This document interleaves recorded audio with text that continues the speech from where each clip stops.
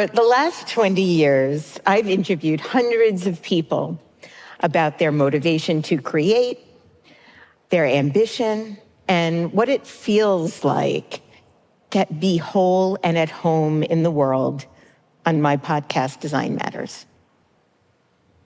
In one episode several years ago, I interviewed a famous painter about a recent exhibition, a show that had taken years to create. Given the magnitude of the accomplishment, I asked her how long the feeling of pride lasted after opening night. She looked at me, she smiled sheepishly, and stated, "About 11 minutes." I thought she was joking, but she wasn't. Since that interview, I've come to realize she's not the only one whose achievements feel ephemeral and fleeting, not by a long shot. Over the past 4 years, in addition to my interviews, I've conducted my own version of a Proustian questionnaire for print magazine. Hundreds of creative people have answered the same 10 questions about their life and their work. Given the response I had with the famous painter, I included this question: how long does the feeling of pride and joy at accomplishing something last for you? As I collected my responses to the questionnaire and reviewed all of my transcripts of my interviews and conversations, I saw how up close, for so many people, the pride and joy of accomplishment dissipates almost as quickly as it manifests.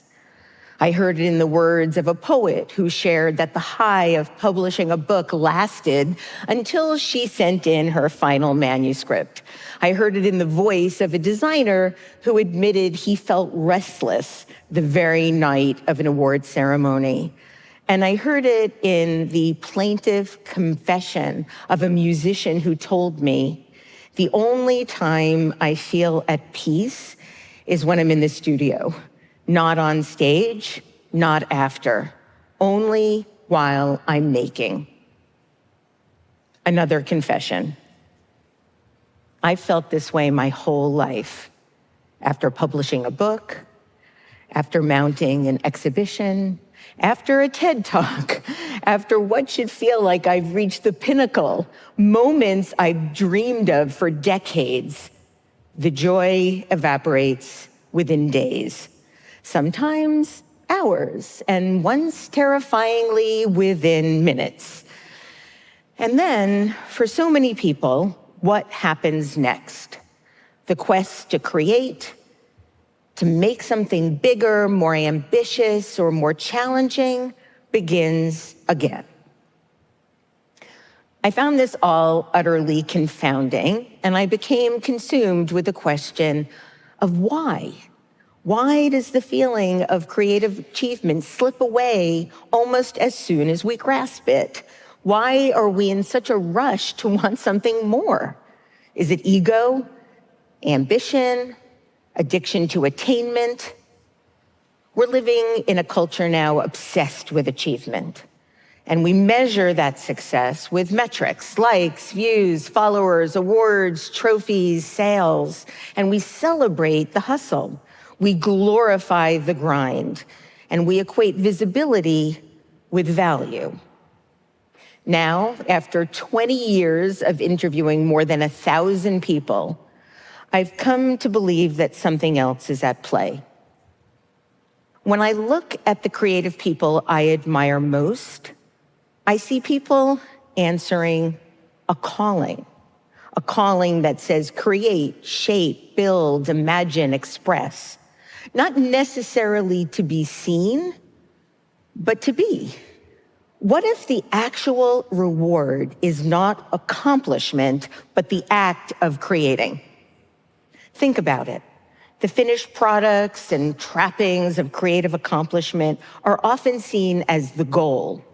And if we haven't yet reached mastery, we're told we have to fake it until we make it. Pretend. But I don't think people should have to fake anything. Instead, I'd rather make it until I make it. You see, I believe that the act of making is like oxygen. When the making stops, it becomes hard to breathe. Now, I admit, I still struggle with this. I crave recognition. I still measure myself by external markers of success. And I'm still racing towards multiple finish lines. But I'm learning, albeit slowly, that these moments will never, ever be enough. They can't be, because in the end, they represent a certain scarcity, while making is the actual abundance. Several years ago, I interviewed David Lee Roth, the swashbuckling former frontman of the rock group Van Halen. I first became a fan of the band in the mid-1980s after the release of their 5-time platinum album, 1984. The record sold over 12 million copies, produced 4 singles, peaked at #2 on the Billboard charts, and was only held back from the #1 position by Michael Jackson's Thriller. I interviewed David Lee in 2019 and asked him what it felt like to reach the peak of the tallest mountain in his storied career. He paused and was reflective as he recalled the experience, and what he said next really surprised me.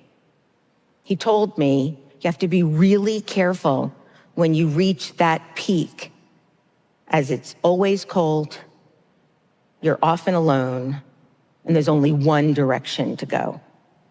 And it occurred to me right then and there that I didn't want to peak until the day before I die.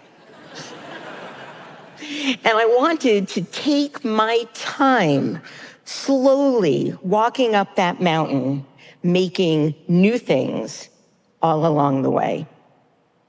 So the next time you finish anything, a book, a poem, a song, a painting, try not to despair. That fleeting feeling of accomplishment isn't a flaw. It's part of the creative condition.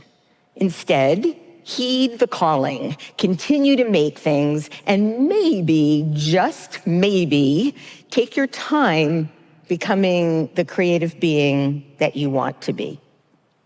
Thank you.